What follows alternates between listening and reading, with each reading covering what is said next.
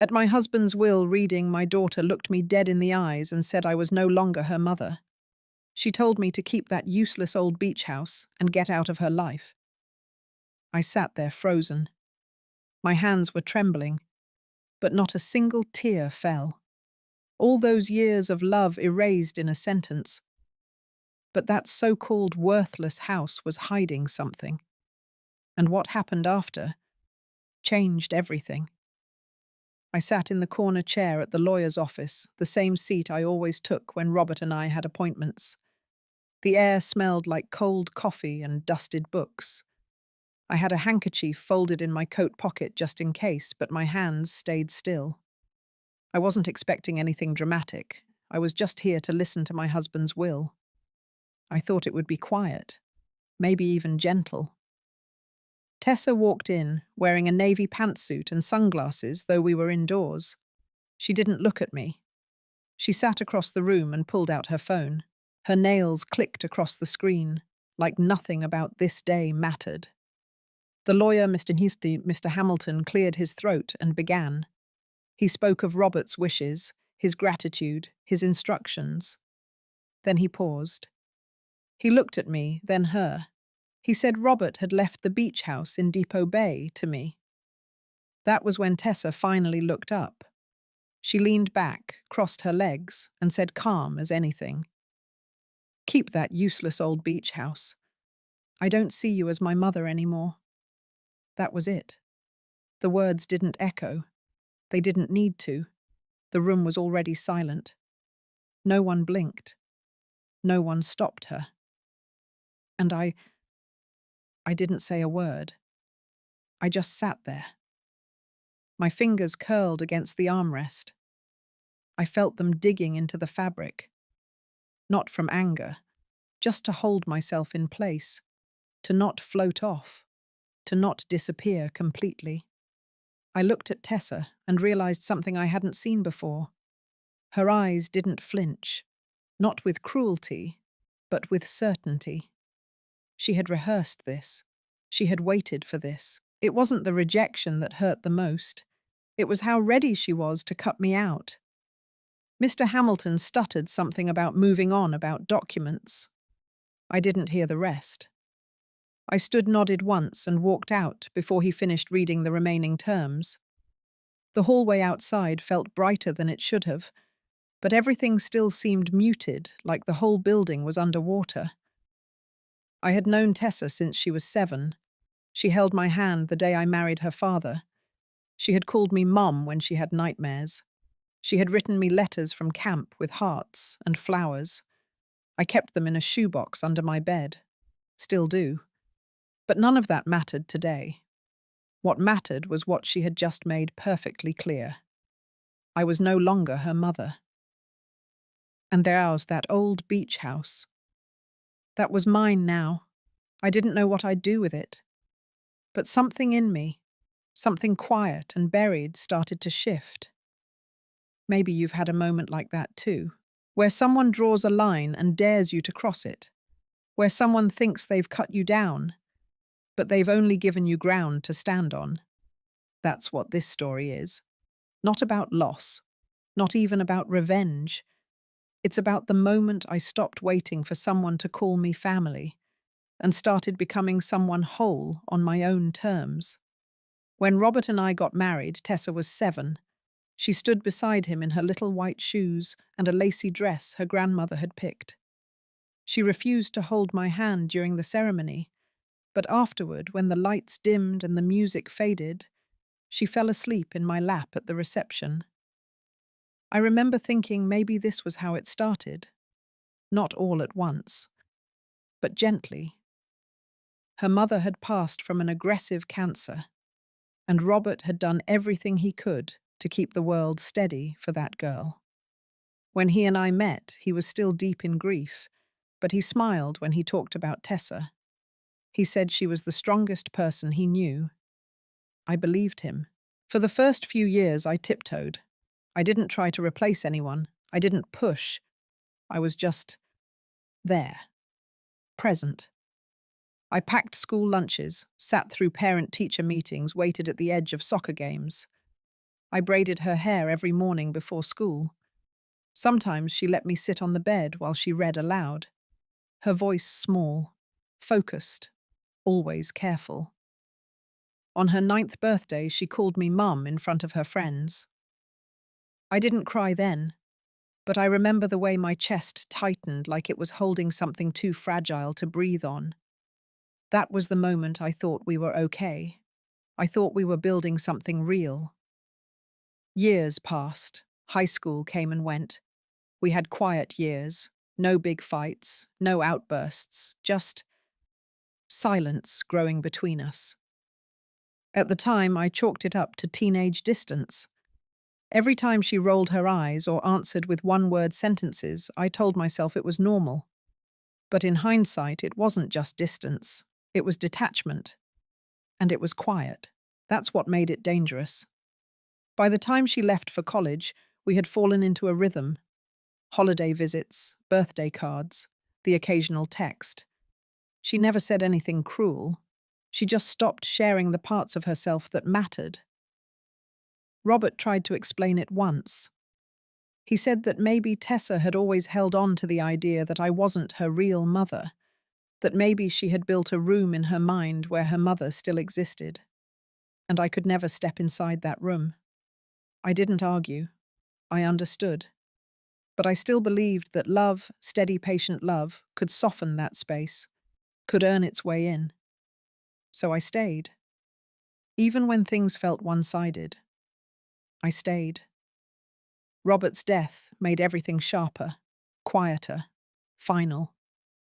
The phone calls from Tessa became shorter if they came at all. She managed the funeral details with crisp efficiency, never asking for input. She gave me the role of silent observer, and I accepted it.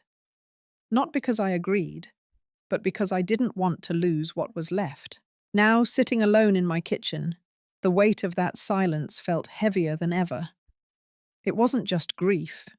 It was clarity.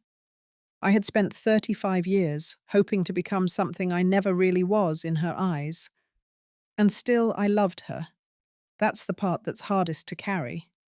I wasn't angry. I wasn't even surprised anymore. But I did feel something shift that day. The kind of shift you feel when you've been leaning on a door that was never going to open. And suddenly, you stop knocking. I arrived at the beach house just after dusk. The wind coming off the water was sharp but familiar. The driveway was still uneven, full of stubborn gravel Robert never got around to fixing. I stepped out of the car and stood for a moment staring at the porch light we had installed 27 years ago.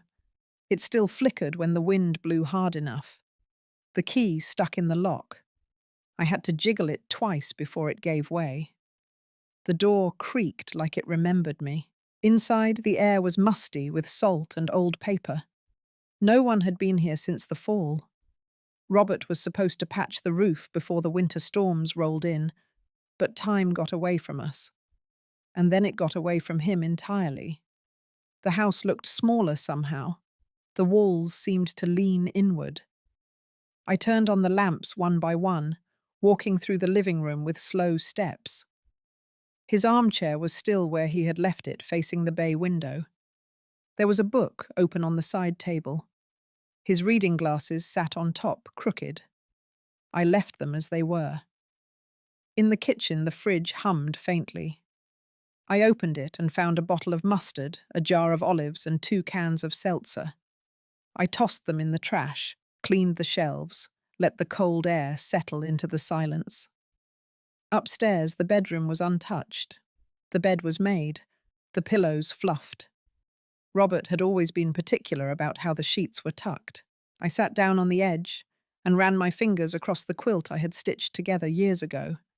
It was faded now, the red squares almost pink, but my hands remembered every piece of fabric, every hour spent at the dining table with the radio playing low in the background. In the guest room, the walls still held the faint outline of Tessa's old posters.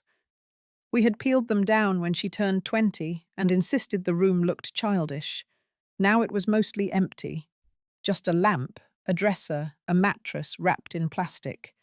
The corners smelled like dust and something that hadn't been remembered in a long time. I opened the back door and stepped out onto the porch. The sea was black in the distance. The waves whispered rather than crashed. There were no neighbors in sight. Just the outline of the cliffs and the wind moving through the dunes. This place had been our escape. Whenever city life grew too loud, Robert would say we needed a weekend by the water. He believed the sea could rinse away whatever the world piled on. And sometimes it did. We hosted dinners here, just the three of us. Then later, just the two. I made lemon chicken every Easter. Robert grilled salmon in the summer. Tessa liked to collect shells at low tide. She kept them in jars, labeled them by date. One of those jars was still on the bookshelf. I picked it up. The label had faded, but I remembered the handwriting. July 1997. I didn't realize I was crying until I tasted the salt on my lips. It was the kind of crying that snuck up quietly. No sound, no trembling, just the body releasing something it could no longer carry. I stayed out there until the chill wrapped around my shoulders. Then I went back inside, closed the door, locked it behind me. This house was mine now, not because it was given, but because it was left. And somehow that felt heavier than I expected. The calls stopped, not that there had been many to begin with, but now it was silence, full, thick, deliberate silence. I checked my email one morning and found that I had been removed from the family group thread. No message, no warning, just gone. My access to the shared drive with old photos, birthdays, recipes vanished. The login said invalid. I tried to reset the password, but the recovery address had been changed. I sat at the kitchen table with the laptop open, staring at the blank inbox. There wasn't even spam. That was the strange part. It was like I had been quietly erased, as if someone had gone through every corner of the digital world and scrubbed me out. 2 days later, my neighbor from Portland, Marianne, called. She said she saw Tessa on a real estate live stream. Tessa had been showing off the Mercer townhouse in the Pearl District, walking through the hallways like she owned the place.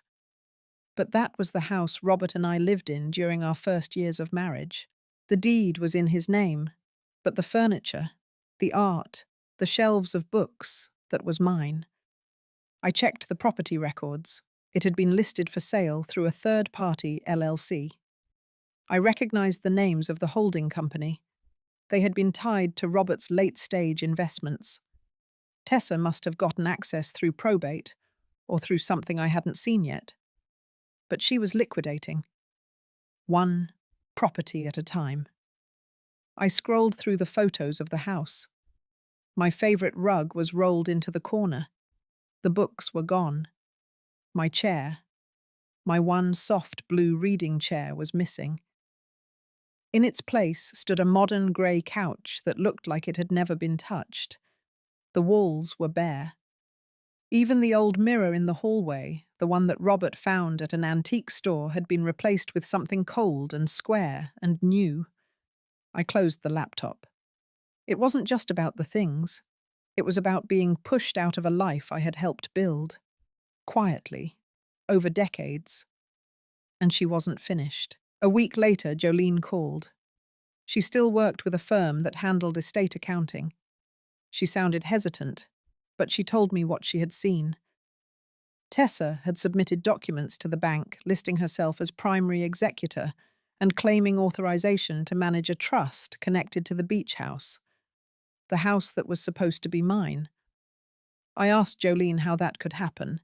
She said it would require some level of signature, some form of consent, something notarized. My stomach sank. I remembered a folder Tessa had handed me after Robert's funeral. She said it was from the probate lawyer. I had been so exhausted, so clouded with grief, I signed whatever she gave me. I trusted her. Now I realized I had signed something that gave her access. Maybe not full ownership, but enough to make trouble. I went to the cabinet where I kept the documents. They were gone. Just a blank space between Robert's medical files and the folder with the title to our old car. I leaned against the wall. The house creaked softly behind me, the kind of sound that felt almost alive. I let the silence stretch, listening to the wind scrape against the windows. This wasn't just about being excluded. This was about being replaced. My name was being lifted piece by piece from the story of my own life, and I knew then I couldn't stay quiet much longer. It was a soft thump under my feet that pulled me out of my thoughts. I had been walking across the living room, heading toward the back porch, when the board near the bookshelf dipped slightly. It wasn't the first time. That spot had always creaked. But this time, something felt off. A hollow sound, like something underneath had shifted. I knelt down and ran my hand across the floor. The wood there was slightly loose, just enough to lift. I wedged the edge with a butter knife from the kitchen.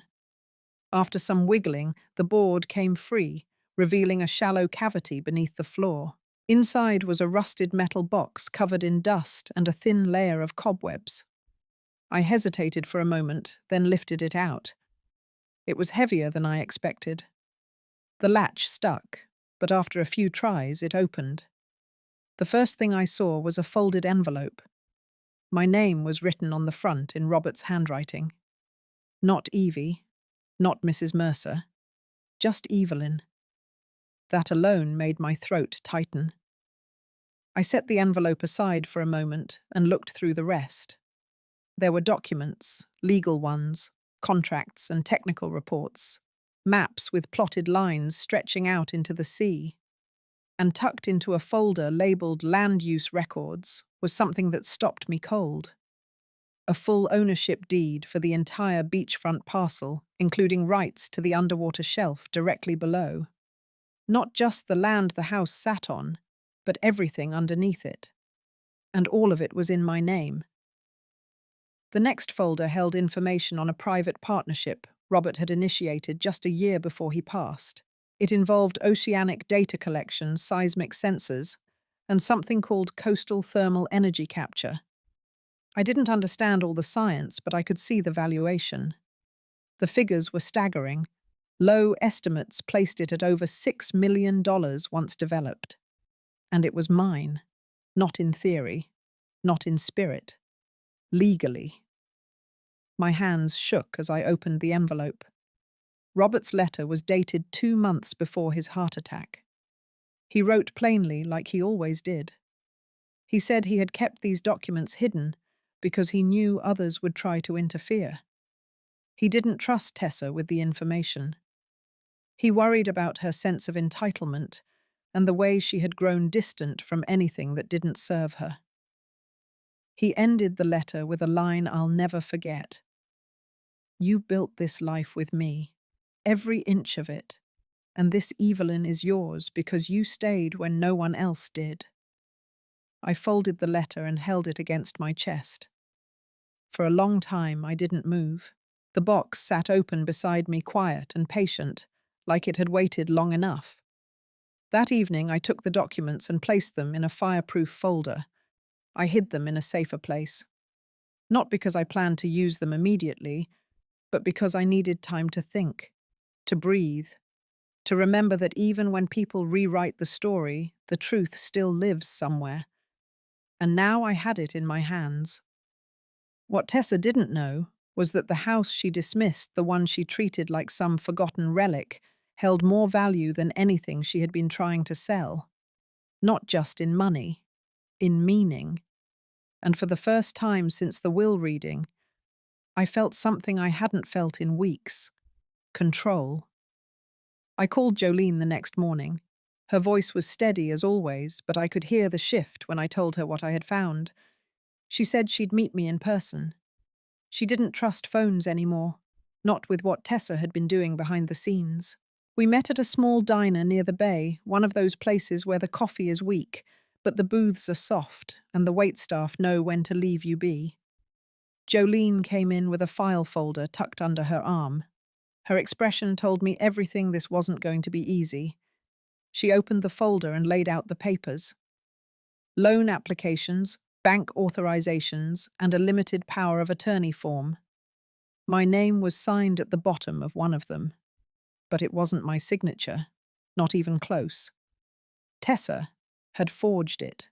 Clean, bold, confident handwriting that mimicked mine just enough to pass if no one was paying attention. Jolene said she had seen the same form when she reviewed the filings with a bank Tessa was working with. A 1.2 million business loan had been pushed through under my name, backed by the beachfront property. I felt the blood drain from my face. Jolene leaned in and lowered her voice. She said Tessa had partnered with a hospitality group trying to build boutique inns along the coastline. Fast expansion. High risk. Most of it was funded on promises and projections. The group needed collateral, and Tessa gave them the land. Our land. My land. I clenched my hands on the table. Not in rage, in disbelief. All this time, while I was grieving, while I was pulling myself out of silence, she was signing my name, risking everything Robert had set aside, everything I had been entrusted to protect. Jolene handed me a separate sheet, a breakdown of the loan terms. If the project defaulted, I would be responsible. They could seize the land, sell it, erase any trace of what had once been ours. I took a breath and looked out the window. The bay shimmered in the morning sun, calm and indifferent. I thought about that box under the floor, about the letter in Robert's handwriting, about the maps and contracts I had only begun to understand. I looked back at Jolene and said the words out loud for the first time. She is trying to steal it from me. Jolene nodded once. Then she told me we still had time. The forged signature could be challenged. The documents could be frozen. But I had to act fast. And I had to be willing to dig. So we started. That night back at the house, I pulled out the box again. This time I read every page. I made notes. I traced the property boundaries. I checked the dates. Every word, every number mattered now. What Tessa didn't realize was that her rush for control had made her careless. She left a trail, and I had just begun to follow it. By the end of that week, I had contacted Robert's old law firm. I didn't tell Tessa. I didn't warn her. I didn't make noise. I just moved. Because when someone tries to erase you quietly, you don't fight them with shouting. You fight them by becoming undeniable. I sat across from Harry McBride in his office, the walls lined with books that smelled of tobacco and old paper. He looked older than I remembered, thinner, with a slight tremor in his hand as he poured coffee. But when he spoke, his voice still had that edge of sharpness, the kind that made you sit straighter. I handed him the documents I had found in the floor. He didn't react immediately. He read.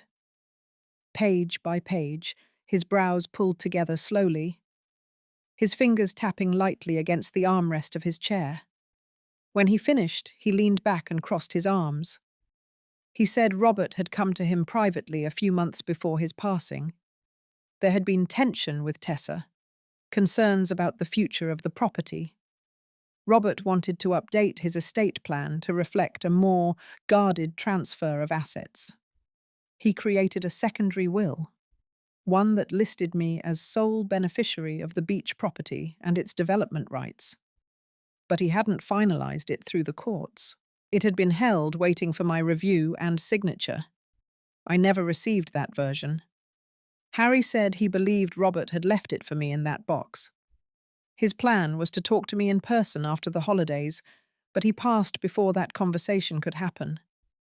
I sat still, letting the weight of it settle. Harry began scanning the timeline of Tessa's actions. The forged signature, the unauthorized loan, the misuse of property collateral. His tone turned cold. He said what Tessa did was more than unethical. It bordered on criminal fraud. And with the hidden documents I now held, I had leverage, not just to block her deal, but to reverse it. He asked if I wanted to go public, if I wanted to sue. I shook my head. That wasn't my way. I told him I wanted to protect what was mine. Yes, but more than that, I wanted it locked so tight, no one could take it again. Harry smiled then, just a small, tired smile. He said, "Let's begin." Over the next few days, we worked quietly. We reactivated Robert's secondary will. Harry filed the documents to restore the legal status of the property under my sole ownership. He sent notices to the banks involved in Tessa's deal. Freezes were placed. Inquiries were launched. By the end of the week, the transaction was effectively stalled. Tessa had no idea. She thought she was moving toward a closing. She thought the money would clear. But behind the scenes, it was crumbling. And I said nothing. Back at the beach house, I stood at the edge of the porch, watching the fog roll in from the water. The wind carried a chill, but it felt different now, bracing, like air before a storm. Robert had trusted me to carry this, to guard it, to know when enough was enough. And now I was doing just that. I wasn't angry anymore, just clear. Clear about what had happened, clear about who I was to this family, and who I was not. The law was moving, quietly, cleanly, and when it reached her doorstep, there would be no yelling, no confrontation, only consequences. It was 2 days after the bank froze the transaction when I heard tires crunching on the gravel outside. I looked out the front window and saw her car. Same sleek black SUV she had bought after Robert's funeral, parked at an angle like she didn't plan to stay long. She didn't knock, just opened the front gate and walked up like she still owned part of it. I stayed seated at the kitchen table, hands around my cup of tea, waiting for her to cross the threshold. She stepped in and looked around, eyes scanning the room like it had changed somehow. It hadn't. Still the same worn wood floors, same seashell wind chime on the back screen door, still the same smell of salt and lemon polish. She didn't comment on any of it. She just said flat, like she was reading from a script, that she had a buyer lined up if I was ready to sell. I didn't answer right away. Instead, I stood slowly, set my tea down, and met her eyes for the first time in weeks. I asked her how she managed to forget I was still alive. Her jaw tightened, but she didn't speak. I walked past her, opened the back door, and let the breeze fill the room. The sound of waves rolling in, the same sound that had lulled us to sleep for years. The same sound Robert had loved in the early mornings, sitting out back with his coffee and sketch pad. I turned back to her and said it clearly. "You said I wasn't your mother. You told me to take this house and get out of your life." I reminded her that I had done exactly that. She stared at me unblinking, maybe waiting for me to take it back, maybe hoping for some kind of plea. But none came.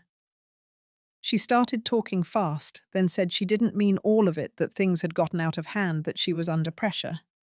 She said she could still help me find a buyer, get a good deal before the market cooled. I let her finish. Then I asked her what she thought she was helping me with, because from where I stood I didn't need help. She looked confused then, just for a second. Her mask slipped and I saw it. Not guilt, not regret. Panic. A flicker of fear that she had miscalculated. I didn't raise my voice. I didn't accuse. I simply said this place wasn't for sale. She stood frozen for a moment. Then she adjusted the strap of her purse and nodded like she had expected that all along. She walked to the door without another word, her heels tapping against the old wood, her shadow stretching long across the hallway.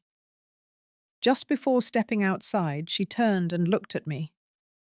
For a second, I thought I saw something real pass across her face.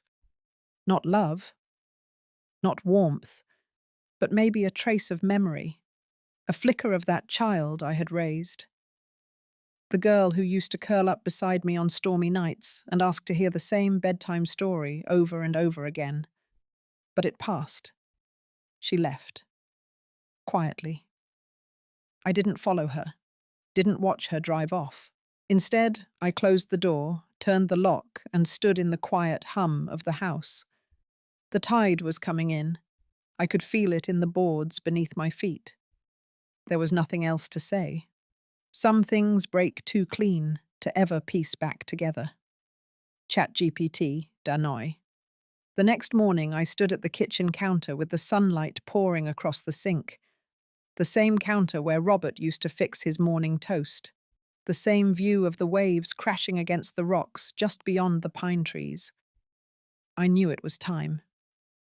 I pulled out the manila folder I had tucked behind the cereal boxes. Inside were the final documents Harry and I had drafted. I had reviewed them until I knew every word.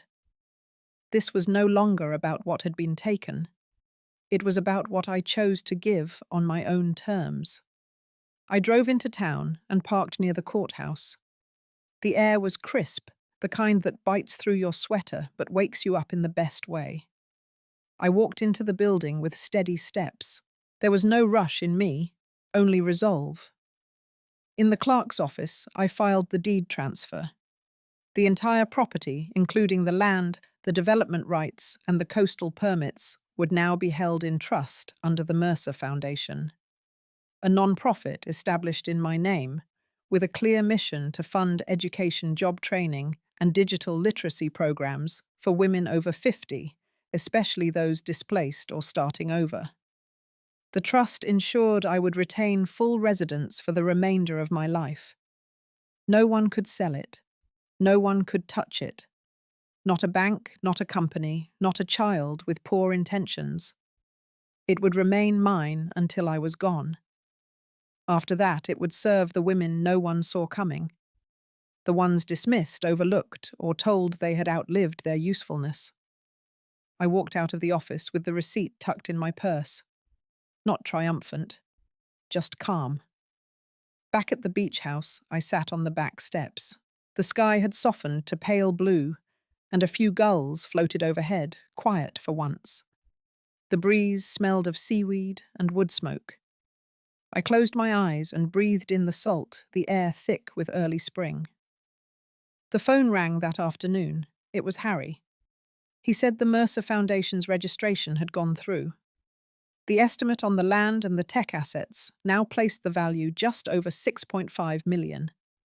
He asked if I wanted to issue a press release. I said no. This wasn't about announcements. It wasn't about letting Tessa know. She would find out in her own time, in her own way. Maybe when she tried to resubmit the loan and hit a wall. Maybe when she called the county and found the property no longer listed under my name alone. Or maybe someone would tell her. A friend, a rival, someone she underestimated. But I didn't need to see it happen. I wasn't looking for vindication. I was looking for peace. I stayed up late that night, not out of worry, just awake. I made myself a cup of warm milk like my mother used to do for me when I was a girl. I sat in the living room with the lamp on low, the waves keeping rhythm outside. The house didn't feel like a battlefield anymore. It felt like something settled. A memory made solid. A story that didn't need correcting, just completion. I thought of all the women I had met over the years. The ones who cleaned houses, raised grandchildren, ran corner shops, managed food banks. Women who had nothing in their name but gave everything they had. This house would be for them. I looked at the fire flickering in the hearth and thought of Robert, his quiet voice, his strong hands, the way he trusted me even when he never said it out loud. And in that silence, I finally felt him near. It was Jolene who told me first. She came by the house one afternoon with a paper bag of groceries, and that look on her face like she had news she didn't know how to deliver. I was in the middle of shelling peas at the kitchen table. She sat down, helped herself to a handful, and told me that Tessa's deal had fallen through. The bank had fully withdrawn the loan offer after discovering the forged signatures. The investors had backed out. The hospitality group was pulling their resources from the coastline project entirely. Tessa had overextended herself. Too many promises. Not enough backing. She lost the condo in Portland, sold her car. Her name was quietly being removed from a few community boards she once bragged about leading, and she hadn't tried to call, not even once. Later that week, a letter arrived. No return address, no handwriting on the envelope, just my name. Inside was a photo, an old one, faded slightly at the edges. Tessa, at maybe 8 years old, in a ruffled blue dress, sitting cross-legged on the porch, smiling up at me as I brushed her hair. I was bent low behind her, one hand, mid-stroke, the other holding her shoulder still. It was a moment I barely remembered. But there it was, captured in full. No note, no explanation. I stared at the photo for a long time, not because I expected an apology in writing, but because I knew this was her way of saying something she still didn't have the language for. Regret doesn't always come dressed in full sentences. Sometimes it's quiet, wordless. A shared history passed back like a question no one knows how to answer. I tucked the photo into the drawer next to the stove, not because I wanted to forget it, but because I wasn't ready to display it either. I didn't cry then. I didn't even feel angry. What came over me instead was a kind of tiredness, the kind that settles in after you've been holding your breath for far too long. I made a pot of soup that night, the kind Robert used to request on cold evenings, chicken and wild rice with bay leaves and a splash of lemon. I let it simmer on the stove while the house went quiet. When I sat down to eat, I lit a candle. Not for anything ceremonial, just to mark the stillness. I thought about the years, the choices, the cost of keeping a family together when it wants to split at the seams.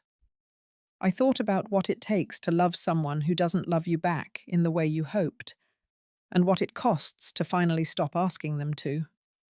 That night, as the wind pushed in from the sea, I opened a book but didn't read.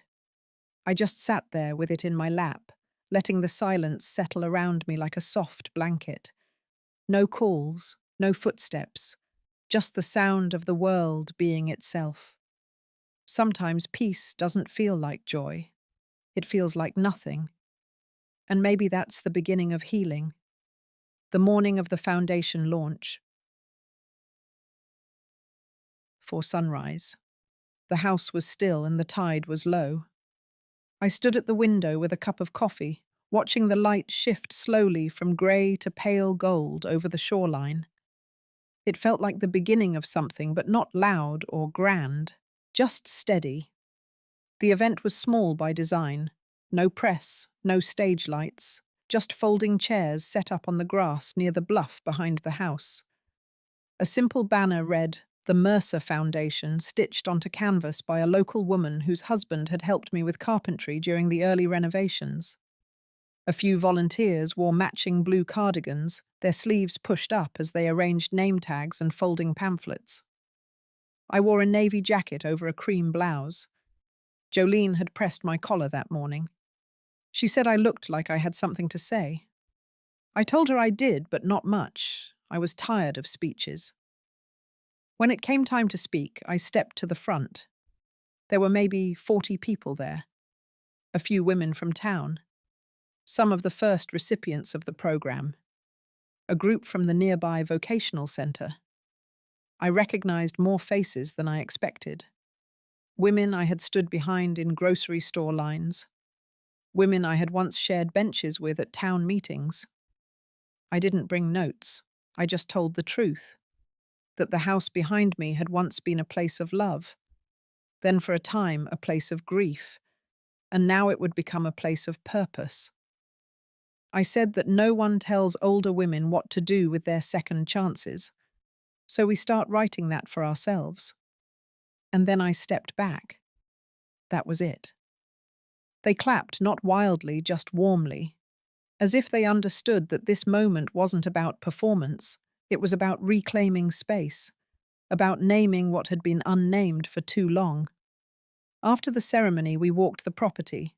I showed the first scholarship recipients the study room we had cleared out upstairs. The big table Robert once used for his charts now held a row of laptops. One woman, maybe 60, with silver braids and denim overalls, placed her palm on the table like it was sacred. She said she hadn't touched a computer since 1989. We all smiled. As the sun dipped low and the sky turned amber, the guests began to leave. Some stayed to help fold chairs. Jolene poured cider into paper cups. We toasted without clinking. By twilight it was just the wind again, just the waves. Just me on the porch steps with my shoes off ankles warm from the last light of day. I thought about how much had changed without noise. No courtroom battles, no slammed doors, just a quiet redirection, a choice made firm. And for the first time in a long while, I felt like myself again.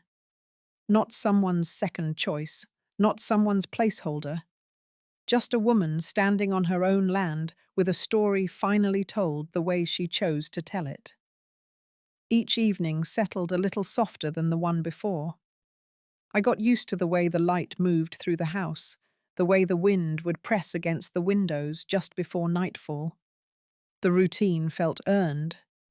I still received letters, handwritten envelopes with unfamiliar names.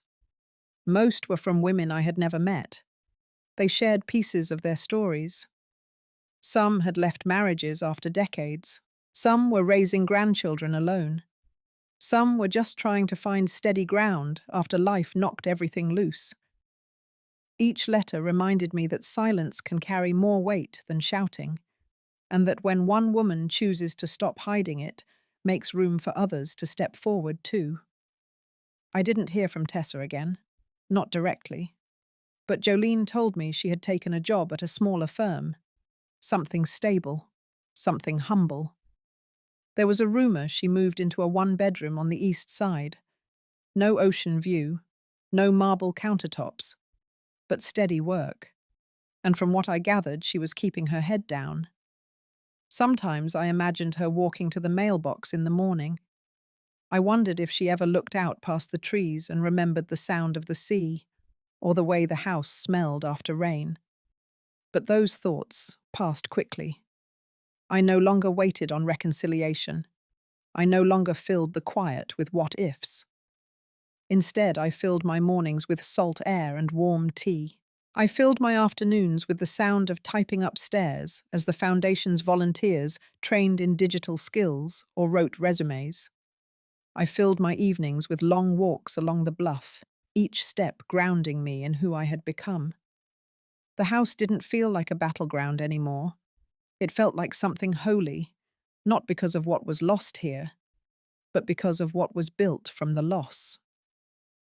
Robert's old photo stayed on the mantel, not as a monument to the past, but as a reminder that the people who truly see us often leave gifts behind we don't understand until much later. I sat on the porch one last time before autumn rolled in. The wind picked up, brushing through the trees. I closed my eyes and let the sound carry through me. I had chosen peace, and peace had stayed. If you've ever been pushed out of a life you helped build, you're not alone. Sometimes silence speaks louder than confrontation, and sometimes the best justice is living well on your own terms. If this story reminded you of someone, or even a part of yourself, take a moment to breathe. You're not forgotten. You're not too late. You're still standing. And that matters more than you think.